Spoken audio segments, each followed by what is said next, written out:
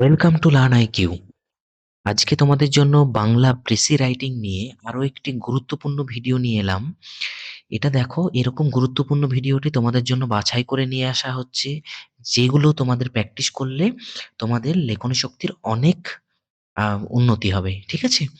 তো এগুলো হেলাফেলা লেখা না, তোমাদের জন্য বাছাই করে নিয়ে আসা হয়েছে। এগুলো প্র্যাকটিস করো, পরীক্ষা দিয়ে তোমরা বুঝতে পারবে যে তোমাদের কতটা উপকার হয়েছে। এগুলো নিজে থেকে আগে প্র্যাকটিস করবে, তারপরে সলিউশন দেখো, তারপরে জিনিসটা বোঝার চেষ্টা করো।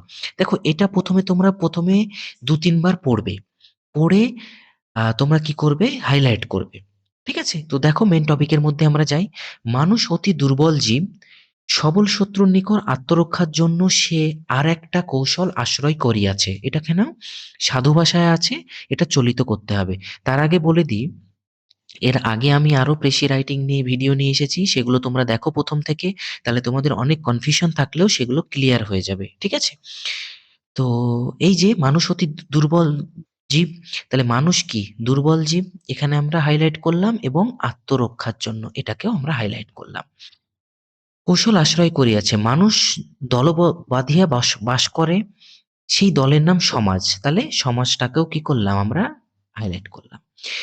দল বাঁধিয়া থাকিতে হইলে স্বাধীনতাকে ও স্বাতন্ত্র্যকে সংযত করিতে হয়, নতুবা দল ভাঙিয়া যায়।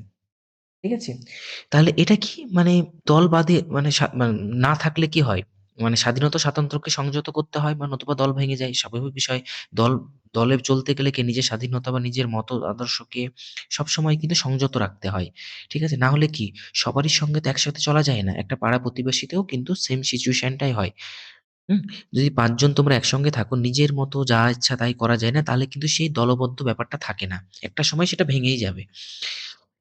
যে পাশব প্রবৃত্তি সমাজকে তুচ্ছ করিয়া মানুষকে কেবল আত্মরক্ষার দিকে প্রেরিত করে, দলের কন্যাত্রে মানুষ সেই পাশব প্রবৃত্তি সংযমে বাধ্য হয়। তাহলে এই আত্মরক্ষার জন্য, এই দলের স্বার্থে মানুষ কি হয়? তার পাশব প্রবৃত্তি, প্রত্যেক মানুষের মধ্যে কিন্তু পাশব প্রবৃত্তি থাকে। সেটা মানুষ তার স্বার্থের জন্য জাগ্রত করে। হ্যাঁ? তো এটা আমরা কেন করি না? সমাজে থাকতে গেলে সমাজবদ্ধ জীব। হ্যাঁ? তো সেইজন্য আমরা কি পার্শ্ব প্রবৃত্তিগুলোকে তুচ্ছ করি সমাজের আম দলের কল্যাণ স্বার্থে। এটাই এখানে বলা হয়েছে, এবং সে প্রবৃত্তিগুলোকে কি আমরা কি করি? সংযম করি। এইজন্য যে বুদ্ধি আবশ্যক তাহার নামই ধর্মবুদ্ধি। তাহলে এই যে বিষয়টা দেখো, খুবই ইম্পোর্টেন্ট এই বিষয়টা। এই যে ধর্ম জিনিসটা কি করে এসেছে? মানুষকে তার সঠিক ট্র্যাকে নিয়ে আসার জন্য, সঠিক পথে আনার জন্য এইভাবেই কিন্তু ধর্মটা চলে এসেছে। এবং ধর্মীয় একটা সংবিধান, বিভিন্ন ধর্মের একটা সংবিধান বই আছে। সেখান থেকে মানব জীবনের যে সঠিক পথে চালনা করার জন্য এই আ এখানে বলছে এই বুদ্ধি এটা। এটাই হচ্ছে ধর্মবুদ্ধি। ইহা বিশিষ্ট রূপে মানব ধর্ম। তাহলে এই ধর্মবুদ্ধিটাই কি? বিশিষ্ট রূপে মানব ধর্ম, মানে সর্বোচ্চভাবে এটাই হচ্ছে মানব ধর্ম।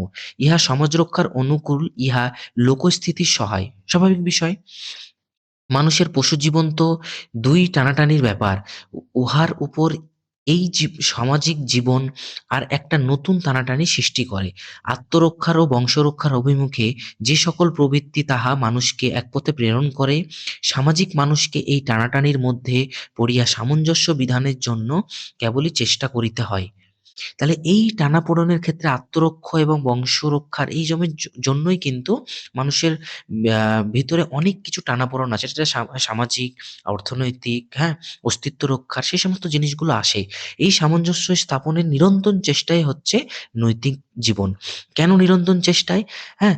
আমাদের এগুলো রক্ষা করতে কি হয়? অনেক কিছু আমাদের ভুল পদে পা পড়ে যেতে পারে। ভুল পথে, এবং আমাদের নীতির বিরুদ্ধেও হতে পারে। তো সেই নীতিগুলোকে রক্ষা করার জন্য সেই ধর্মীয় যে বিষয়গুলোকে নিয়ে চলা এবং মানব ধর্মকে নিয়ে চলাটাই কিন্তু নৈতিক জীবন। প্রবৃত্তি তাহাকে উদ্দাম স্বাতন্ত্র্যের দিকে ঠেলে, আর ধর্মবুদ্ধি তাহার অন্তরের অন্তর হইতে তাহাকে নির্বৃত্ত মার্গে চালাইতে চেষ্টা করে। মানে কি? প্রবৃত্তি মানে লোভ, লালসা, এই সমস্ত জিনিসগুলো কি উদ্দাম স্বাতন্ত্র্য, উচ্ছৃঙ্খলার দিকে ঠেলে। স্বাভাবিক বিষয়। আর এই ধর্ম, এই সমস্ত জিনিসগুলো এই ঈশ্বরের দিকে যেই মানে আগমন, এই সমস্ত জিনিসগুলোই কিন্তু বিশ্বাস। এই জিনিসগুলোই আমাদেরকে কি করে? এই জিনিসগুলো থেকে নিবৃত্ত মার্গে চালাইতে চেষ্টা করে। মানে এখান থেকে আমাদেরকে বিরত রাখে। এই ২ টানাটানির মধ্যে পড়িয়া মনুষ্য কৃপার পার্থ। মানুষের হৃদয় সেই জীবনব্যাপী মহাভারতের কুরুক্ষেত্র, ধর্মের সহিত অধর্মের মহাযুদ্ধ সেখানে নিরন্তর চলিতেছে। তাহলে এই যে বিষয়টা এখান থেকে, হ্যাঁ, তোমরা এই যে কুরুক্ষেত্র, ধর্মের সহিত অধর্মের মহাযুদ্ধ, এই কিছু বেসিক কি পয়েন্ট থেকে তোমরা একটা ধারণা তৈরি করতে পারো। নিজের মনে কোয়েশ্চেন করবে যে কি এটাতে বলতে চাইছে। যখনই তোমরা বুঝতে পারবে যে একটা নৈতিক জীবন নিয়ে, কিছু আমাদের সামাজিক টানাপোড়েন নিয়ে, স্বাতন্ত্র্য যে বিষয়গুলো সেগুলোকে সংযত যে বিষয়গুলো নিয়েই কিন্তু এটার আজকের টপিক। তাহলে এখানে দেখো এই শিরোনাম দেয়া হয়েছে স্বাতন্ত্র্য ও সমাজের দ্বন্দ্ব। তোমরা অনেক কিছুই লিখতে পারো। হ্যাঁ, নৈতিকতার দ্বন্দ্ব, বা নৈতিক জীবন ও আম স্বাতন্ত্র্যবোধ, এই সমস্ত জিনিসগুলো দিতেই পারো। কোনো সমস্যা নেই। যেভাবে দেবে তোমাদের নিজের মূল ভাবটা যেন ফুটে ওঠে, এটাই আসল।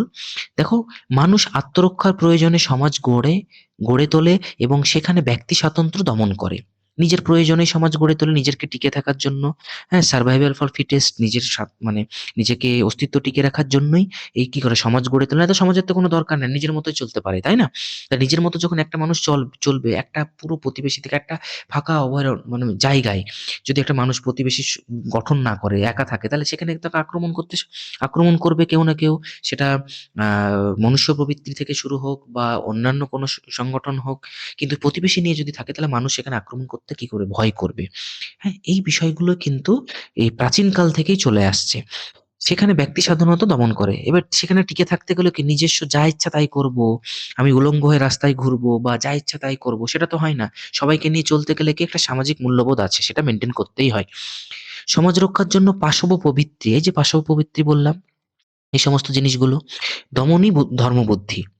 ঠিক আছে? আত্মরক্ষা ও সামাজিক কর্তব্যের দ্বন্দ্বে মানুষ সামাজিক নৈতিক সামঞ্জস্য স্থাপনে সংগ্রাম চালায়। স্বাভাবিক বিষয়, এই সমস্ত জিনিসগুলো যদি টিকে রাখতে হয় তাহলে মানুষের কি নিজের নৈতিক দ্বন্দ্ব তৈরি হবেই। হ্যাঁ? নিজস্ব মূল্যবোধের উপর কিন্তু অনেক নীতিবোধের আঘাত আসবেই। এই বিষয়টাই কিন্তু আজকের প্রেসির মূল টপিক। তো এইরকম আমি গুরুত্বপূর্ণ প্রেসি নিয়ে রেগুলার ভিডিও নিয়ে আসছি তোমাদের আসন্ন WBPSI এবং পিএসসি ক্লার্কশিপ মেইন। এখানে কিন্তু তোমাদের সময় খুবই কম। তোমরা রেগুলার প্র্যাকটিস করবে। দেখে ভেবে নিও না যে আমি পড়ে নিলাম পেরে যাব, এরকম কি কোনো বিষয় নাই।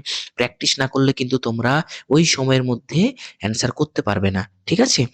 তাহলে আশা করি তোমাদের ভিডিওটি ভালো লেগেছে। লাগলে যারা দেখছো সবাই একটা করে লাইক করো। যারা নতুন আমার ভিডিওতে, অবশ্যই চ্যানেলটিকে সাবস্ক্রাইব করো। তোমাদের এক একটা সাবস্ক্রাইব, লাইক আমাকে নতুন ভিডিও আনার কিন্তু অনুপ্রেরণা দেবে। হ্যাঁ? এই হচ্ছে আমার টেলিগ্রাম গ্রুপ। এখানে আমি তোমাদের ট্রান্সলেশনের পিডিএফ আপলোড করেছি। পারলে জয়েন হতে পারো, কোনো সমস্যা নেই। হ্যাঁ? এবং আমার চ্যানেলটিকে প্লিজ বন্ধুদের সঙ্গে শেয়ার করো। দেখা হচ্ছে আগামী ভিডিওতে।